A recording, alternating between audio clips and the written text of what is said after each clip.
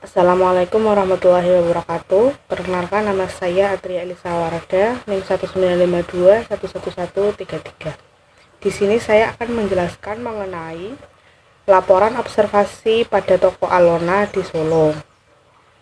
Yang pertama yaitu mengenai profil perusahaan Alona.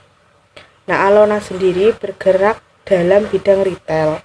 Toko tersebut awalnya bernama Toko Petra yang beralamat di Kalilarangan. Kemudian berubah menjadi Toko Alona yang beralamat di Jalan Gatot Subroto, Jengan, Serengan, Kota Surakarta. Nah, Toko Alona tersebut lebih identik dengan alat-alat jahit. Namun, pada Toko Alana juga menjual beberapa barang yang beraneka ragam yang dimulai dari aksesoris, bunga-bunga, hingga hiasan dan juga fashion. Selanjutnya yaitu produk yang dijual di Toko Alana. Dalam Toko Alana terdapat dua lantai. Lantai yang pertama itu menjual berbagai fashion wanita dari jilbab, celana, rok, baju, dan jaket. Selain itu terdapat juga beberapa hiasan shabby chic, misalnya bunga sintetis, frame, box, pagar, dan lain-lain. Dan terdapat juga beberapa model tas dari kulit sintetis, dompet, aksesoris, bros, makeup, dan juga boneka. Nah, selanjutnya yaitu untuk lantai yang kedua yaitu didominasi dengan berbagai perintilan dari alat jahit dan craft, yang mana terdapat beberapa ruangan khusus. Yang pertama yaitu ada ruangan khusus untuk renda dan pita, dan ruangan khusus untuk payet, dan juga kanvas, spongeboard, flanel, busa lapis, tricot, puring, dan juga dakron. Selanjutnya yaitu ada aspek pemasaran. Aspek pemasaran yang terdapat pada Toko Alona, yang pertama ada segmentasi pasar. Yang pertama ada segmentasi geografis. Nah, pada segmentasi geografis terdapat wilayah. Wilayah Toko Alana termasuk dengan kriteria pasar lokal, di mana kebanyakan menjual produk-produk barang. Selanjutnya untuk iklim, Toko Alona berada di Kota Surakarta dengan daerah dataran rendah yang mempunyai iklim tropis. Selanjutnya yaitu kota atau desa. Pada Toko Alana itu berada di wilayah tengah perkotaan, di mana menjadi pusat perbelanjaan karena dekat dengan keramaian. Selanjutnya yaitu ada segmentasi demografis. Pada Toko Alona ini, Toko Alona ini ditunjukkan untuk semua kalangan karena menyediakan berbagai produk yang komplit, mulai dari fashion, alat jahit, hingga hiasan rumah. Dan Toko Alana ditunjukkan untuk semua kalangan tanpa membeda-bedakan suku, ras, agama, budaya, jenis kelamin, dan juga pendapatan. Selanjutnya ada segmentasi psikografis. Pada Toko Alona, dengan menyediakan berbagai macam produk kebutuhan rumah tangga, kebutuhan gaya hidup, menyebabkan seseorang bisa bersifat konsumtif karena keberadaan produk yang komplit. Dengan hal tersebut, dari segmentasi psikologis, Toko Alona ditunjukkan untuk dapat menarik perhatian konsumen dengan cara keberadaan produk yang komplit dapat menggugah minat dari para pelanggan. Selanjutnya yaitu segmentasi perilaku.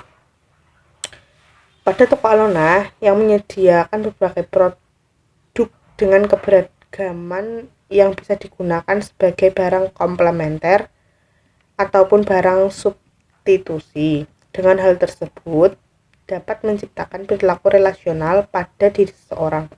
Perilaku relasional tumbuh dari keadaan seseorang dengan tantangan yang dihadapi, yaitu dapat menciptakan suatu keputusan untuk dapat melakukan pembelian.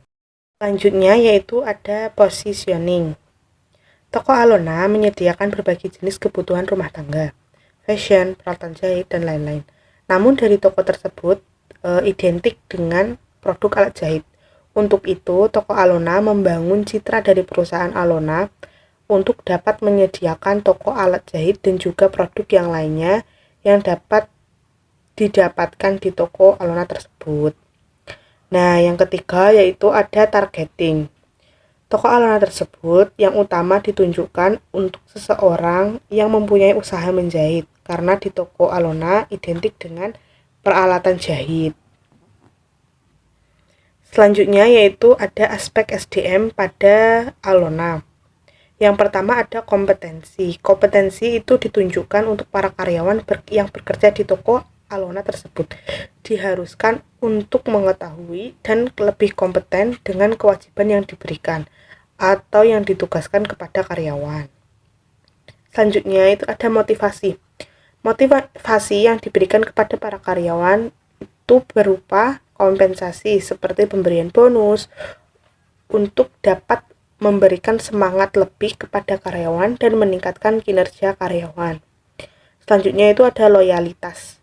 Loyalitas yang diberikan dari karyawan kepada perusahaan yaitu dengan mengerjakan tugas yang diberikan perusahaan dengan baik dan benar. Karena karyawan yang memiliki kewajiban untuk memberikan kontribusi kepada perusahaan. Yang selanjutnya itu ada disiplin kerja. Disiplin kerja pada karyawan akan memberikan dampak pada suasana kerja yang menyenangkan. Disiplin kerja juga berdampak kepada perusahaan yang meningkatkan produktivitas yang baik terhadap perusahaan. Selanjutnya yaitu ada keadaan lokasi pada toko Alona. Toko Alona sendiri memiliki lokasi yang strategis. Banyak calon pembeli mudah untuk melihatnya atau menjangkau lokasi tersebut. Lokasi yang banyak dilalui atau banyak dihuni oleh target konsumen yang berpotensi untuk membeli produk yang dijual. Selanjutnya itu ada tata letak ruang pada toko Alona. Yang pertama itu ada desain eksterior. Pada toko Alona untuk desain eksteriornya itu tersedia tempat yang kelihatannya itu besar dan luas. Selanjutnya yang kedua yaitu ada desain layout. Di toko Alona layout tata letak yang ada yaitu berupa barang-barang yang ada ditata sesuai dengan klasifikasi dari produk tersebut. Yang ketiga ada desain ambience. Di toko Alona menempatkan kain-kain yang dianggap menonjol ditempatkan di tempat yang sering dilalui oleh pelanggan. Contohnya yaitu kain yang mempunyai kualitas tinggi dalam toko ditampilkan di hadapan pengunjung sehingga menarik minat pelanggan yang datang di toko tersebut. Nah, selanjutnya itu ada manajemen relasional di toko Alona. Pada toko Alona menerapkan manajemen relasional berupa program permintaan kepada pelanggan untuk dapat mengisi review di website ataupun bisa melalui akun media sosial Alona tersebut. Dan juga toko Alona memberikan diskon kepada para pelanggannya di setiap hari-hari penting nasional. Selanjutnya ada aspek perilaku pada Alona.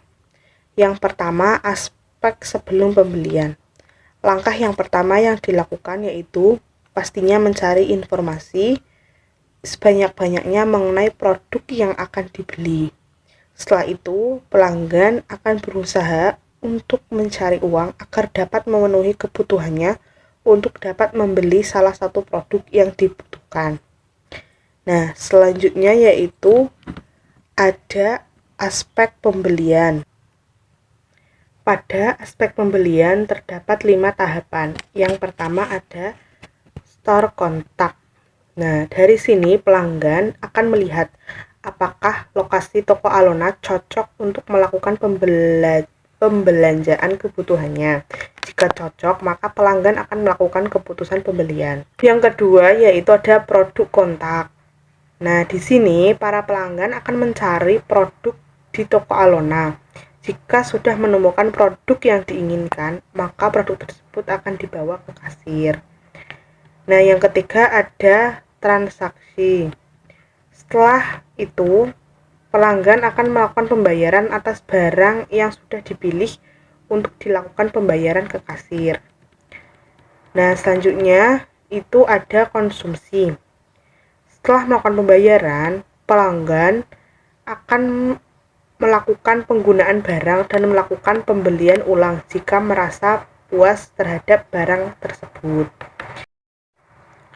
Setelah itu, ada yang namanya komunikasi. Pada tahap ini, pelanggan akan memberikan informasi kepada pelanggan lain atas produk yang telah dibeli, apakah produk tersebut bagus atau tidak. Nah, selanjutnya yaitu pengelolaan bisnis retail pada toko Alona. Yang pertama yaitu ada pengaturan rak penyimpanan. Pada toko Alona, produk yang disediakan ditata sesuai dengan kategori jenis atau fungsinya. Nah, yang kedua itu ada menandai produk dengan barcode. Nah, pada toko Alona, produk yang dijual diberikan barcode untuk memudahkan karyawan dalam melakukan perhitungan jumlah produk yang dibeli oleh pelanggan. Selanjutnya yaitu mencatat transaksi di komputer. Pada toko Alona, para karyawan melakukan pencatatan transaksi pembelian di komputer untuk dilakukan penginputan beberapa banyak jumlah produk yang sudah terjual. Selanjutnya ada manajemen inventory. Toko Alona melakukan pengecekan barang yang dilakukan karyawan untuk mengetahui barang apa saja yang sudah habis dan yang belum laku terjual. Sekian presentasi dari saya. Apabila ada salah kata, saya mohon maaf. Wassalamualaikum warahmatullahi wabarakatuh.